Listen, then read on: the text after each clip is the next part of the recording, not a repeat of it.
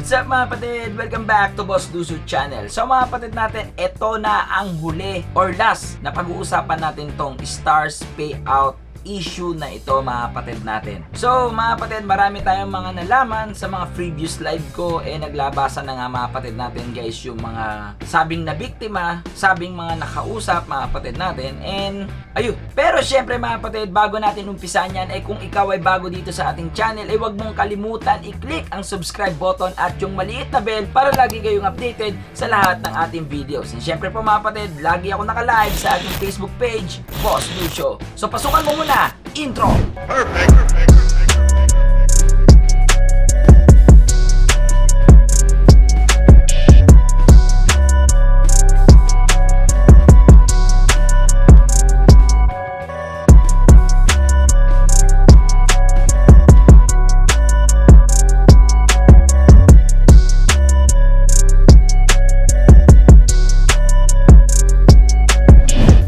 Mga kapatid natin, pero wag ninyong pansinin yung tigyawat ko sa ilong guys, naiilang din ako at nasa gitna siya. So yun nga mga kapatid, ito na nga yung stars issue. Okay, so sa dami na nagtatanong sa akin, sa dami na nagme-message sa akin, bibigyan ko muna kayo guys ng sagot kung makaka-payout ba tayo lahat ng may block issue guys sa stars payout. Okay, may final na po na sagot ang Facebook Gaming regarding sa issue na to. So wala pong payout na matatanggap ang lahat ng creators na merong stars block mga kapatid natin. So walang payout ngayong March, ang payout natin ay sa April na. And mga kapatid natin, yung in-expect nating payout, kunyari mga kapatid ako, alam nyo naman guys, 1 million stars yung akin.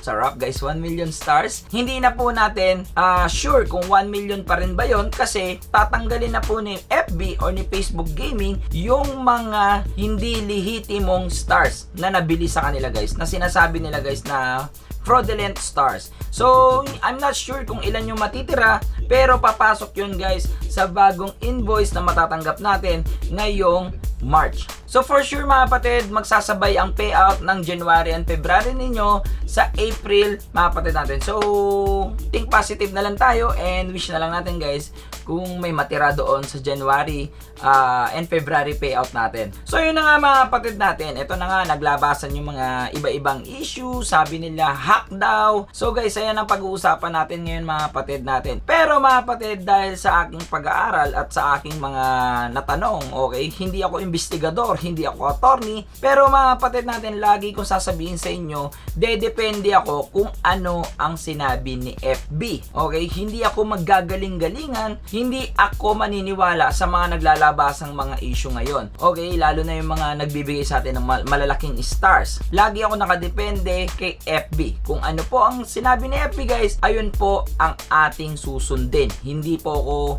biglang magiging investigador, hindi ako biglang magiging abogado. Yun lang guys. So mga kapatid, ang sabi nga ni FB, it's fraudulent stars. Okay, so merong mga nabiling stars, okay, legit na stars mga kapatid natin na nabili through GCash. Okay mga kapatid, nabili nga nila ito through GCash. So means mga kapatid, legit naman yung stars na nabili. Ang problema mga kapatid, nagkaroon ng bug. Paano ko nasabing nagkaroon ng bug? So merong mga kapatid natin na nag-send sa akin ng mga resibo na ngayon guys, hindi ko na po makita kasi after niya i-send sa akin, nag-deactivate siya agad ng Facebook. So hindi ko na po makita yung mga pinag-usapan namin. Nag-message siya sa aking Facebook page. Pero makikita niyo sa previous live stream ko na pinakita ko guys yung sinend niya mga resibo. May resibo to na binili nila through Facebook. So ang presyo nito is 16 pesos and 96 cents. So sabihin na natin guys, 17 pesos lang ito. 17 pesos mga kapatid natin, ang kapalit nun ay 20k stars. Wow, di ba mga kapatid natin? So legit naman na binili.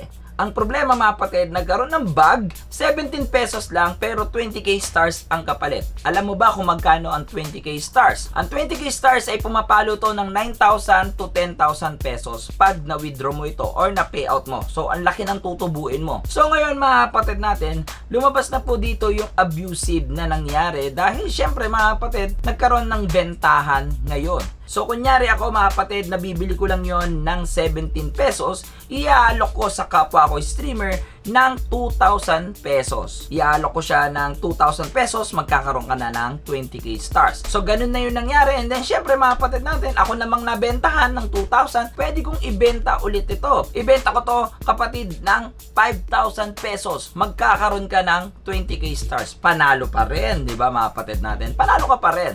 Kasi guys, ang 5,000 pesos mo, madodoble yun sa payout. So ngayon mga kapatid, hanggang sa dumami na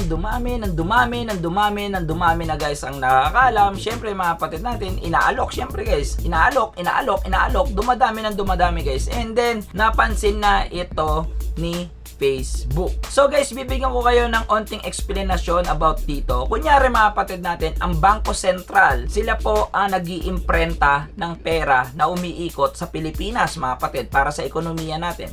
So hindi sila po pwedeng mag-imprenta ng pera o gumawa ng pera dahil mga kapatid natin, calculated lang yun guys, and nasa ekonomiya natin mga kapatid natin kung magkano lang yung iikot na pera. Gets mo ako? Same as Facebook mga kapatid natin, kalkulado nila kung ilan ang lumalabas na stars, and then mga kapatid natin, nagugulat sila bakit ganito ang payout ng mga streamer ngayon, na ang lumabas lang sa system nila, ang bumili lang sa Pilipinas na stars is 1 billion stars lang kunyari in total, pero ang payout ng mga streamer is 10 billion stars. So guys, di ba, syempre magtataka na si Facebook dito kung paano nangyari ito. So that's why, ayun na nga, lahat na mga kapatid natin na related dito na page, kagaya na po ng page ko, damay-damay na po guys. So kasalanan ng isa, kasalanan ng lahat. So ganun naman talaga mga kapatid natin. So anong nangyari dito guys, na abuse, kasi sabi nila dito matagal na po ito, 2019 pa daw guys nangyayari na to. Ang nangyari lang guys ngayon, na abuso. So ngayon mga kapatid natin, napapansin natin guys na ang daming mga bagong streamer na sobrang lalaki ng payouts, and hindi ko na sila maisa-isa guys, ang dami po nila, and kung mapapansin nyo guys, lahat po na-deactivate na sila and na-unpublish na yung mga page nila. And mga kapatid, sabi nila, okay, sabi ng mga tao, ito daw yung mga kasali doon sa ganito, sa fraudulent stars. Pero ako mga kapatid natin,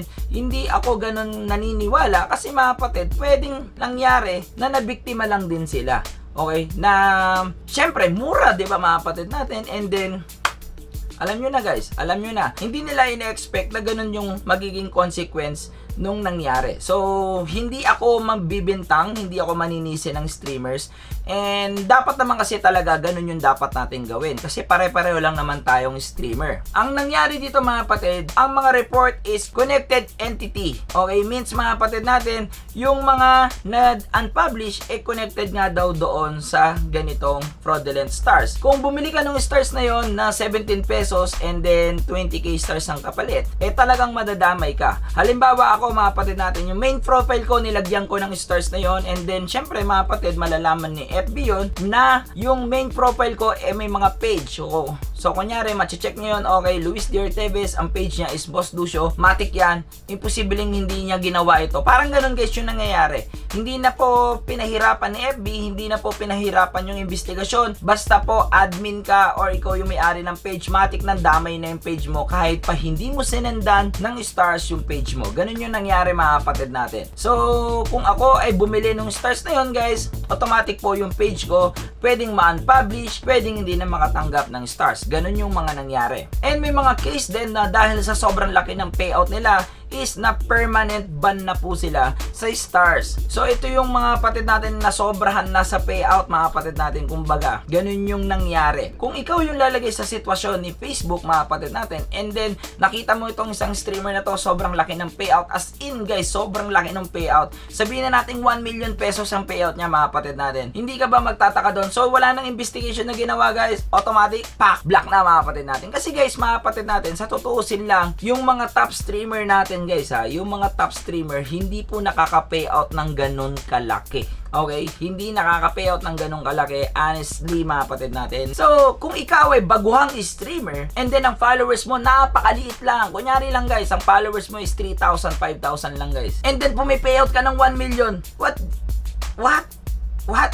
Siyempre, through FB, automatic na yun mga kapatid, na ganun na po yung nangyayari. May abusive nangyayari. Okay? Nagigets nyo ba yung point ko, guys? So, mga kapatid natin, ganito na lang ang dapat natin gawin dito. As a stream coach, as isa sa mga nagpalaki ng community ng streaming dito sa Pilipinas, ang akin lang dito mga kapatid, hindi natin alam kung sino talaga, guys, yung mga nagpasimuno netong ganitong fraudulent stars. Maraming na biktima, kaya mga kapatid natin, wag na lang tayong manisi. So guys, uulitin ko, wala akong hinanakit sa lahat ng star sender ko mga kapatid, dahil alam kong gusto lang ninyong tumulong din sa akin. Syempre mga kapatid, hindi nyo naman ako lalapagan ng stars kung hindi nyo ako gustong tulungan. Diba? Ganun lang yun mga kapatid natin. So mga kapatid, ang final decision talaga ni FB is tapos na. Sinabi na sa aming mga partners ang final na sagot niya, i-reverse yung invoice. So, papalitan yon kung ilan nga lang ba talaga doon ang lehitimong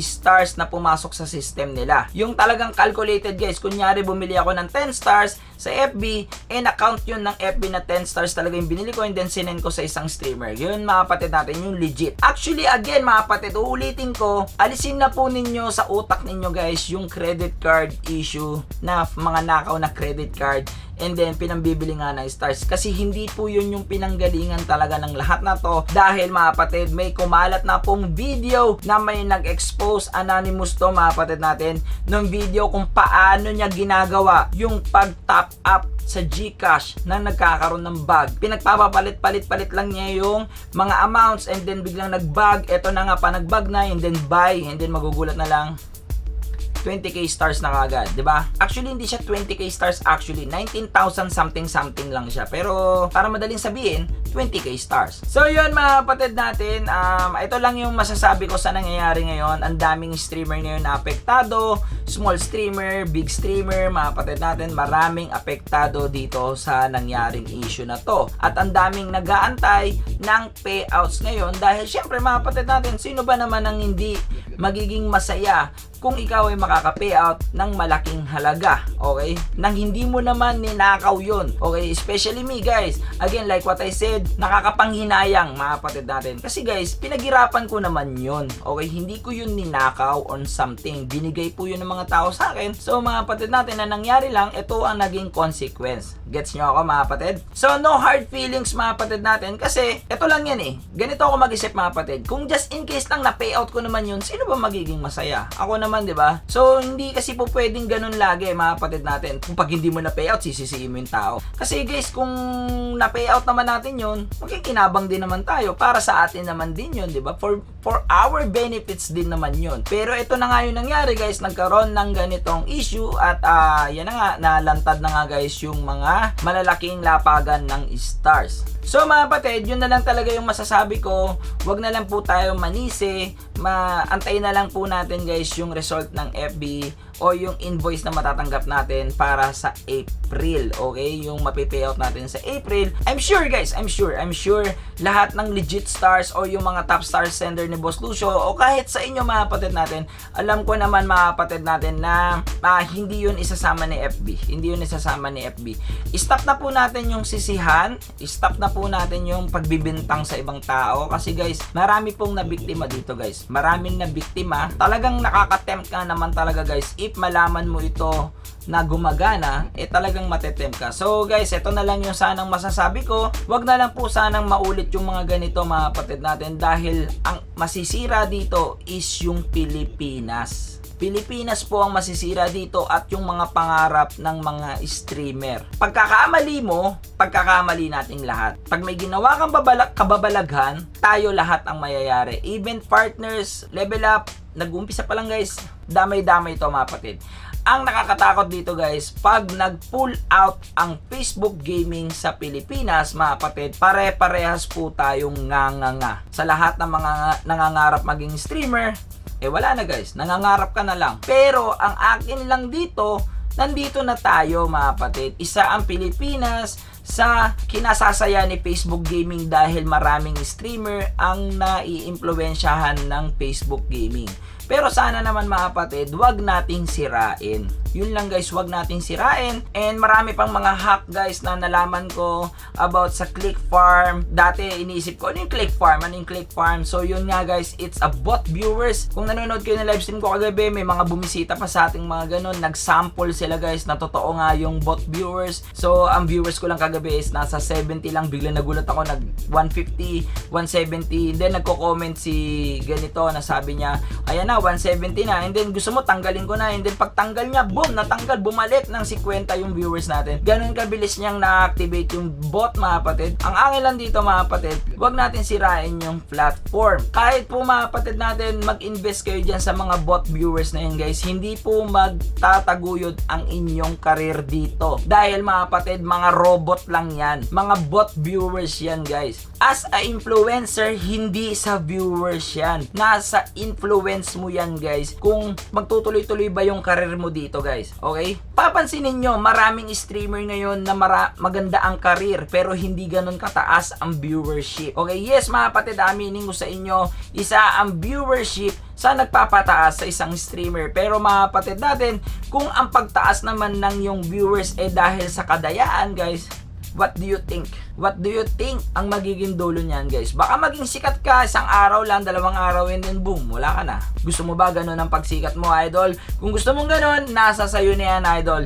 Hindi ko na kayo mapipigilan dyan. Pero ang akin lang guys, as a stream coach, as na ako ang isa sa mga nagpalaki ng community ng streaming ngayon mga kapatid, na may ambag ako guys dito sa streaming industry, sinasabi ko na sa inyo guys, kung gusto niyo maging successful streamer, huwag kayong gumamit ng mga kadayaan or kahit anong kabalastugan mga kapatid. Maraming way para magkaroon kayo ng maraming viewers guys. Gumawa kayo ng content, magpakilala kayo as kayo, ipakita ninyo guys kung anong kaya ninyo. Okay guys, dadami viewers nyo dyan at dagdagan nyo ng sipag. Okay, wag pong pandaraya. Lahat po na nakuha ng madali, madali ding mawawala. Yun lang mga kapatid natin na masasabi ko. And again, this is my last video about dito sa stars issue. Hindi na rin ako magla-livestream ng pag-uusapan yan topic na yan guys, kasi ayoko ng pag-usapan dahil naka-move on na ako mga kapatid natin dyan sa issue na yan. So yun guys, ulitin ko, may final decision na si FB, and wag na po tayong manisi ng mga kapwa nating streamer dahil pare-pareho lang tayong nabiktima dito. Okay mga kapatid natin,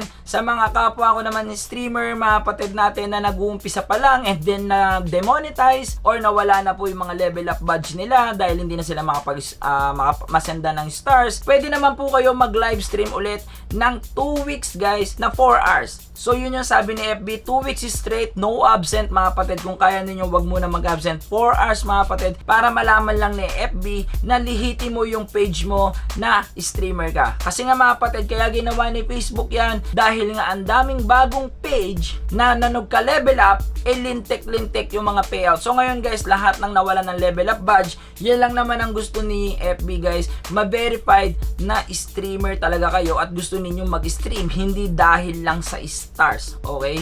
Yun lang yun. And then syempre guys, medyo mahirap, 2 weeks no absent, kailangan 4 hours mga kapatid natin. And after naman nun guys, babalik na po yung inyong mga stars button. So yun lang guys yung masasabi ko about dun sa issue na yun. And dito mo rin malalaman guys na yung streamer na gusto talagang mag-stream sa sitwasyon na to guys ngayon. Dito mo makikita yung streamer na gusto talaga yung pag-i-stream, gusto talaga yung ginagawa niya. Kasi mga kapatid natin, wala siyang, hindi ko naman sinasabing totaling wala siyang pakialam doon sa star. Syempre mga kapatid natin, dyan tayo kikita, yan ang makakatulong sa atin sa buhay. Pero mga kapatid, dito mo makikita ang isang streamer or ang isang solid na streamer guys, kahit pa maliit ang stars na nakukuha, kahit wala siyang stars na makuha ngayong live stream niya, gusto niya mag-livestream. So yun mga kapatid natin yung aking masasabi. Hanggang dito na lang to. Kung hindi pa rin po kayo satisfied sa aking mga sinabi at tingin nyo guys kulang pa rin, just comment down below. Mga kapatid, babasahin ni Boss Lucio yan at pupusuan. At syempre mga kapatid natin, lagi ko sasabihin sa inyo, kung kayo ay bago dito sa ating channel, wag na wag ninyong kalimutan i-click ang maliit na subscribe button dyan at yung pinakamaliit na notification bell para lagi kayong updated sa lahat ng ating videos. And syempre po mga kapatid, lagi ako naka-live sa aking Facebook page, Boss Lucio. So yun mga kapatid, I'm Luis Diarteves aka Boss Lucio, ang inyong stream coach para sa inyong mga stream and tech problem. Happy streaming!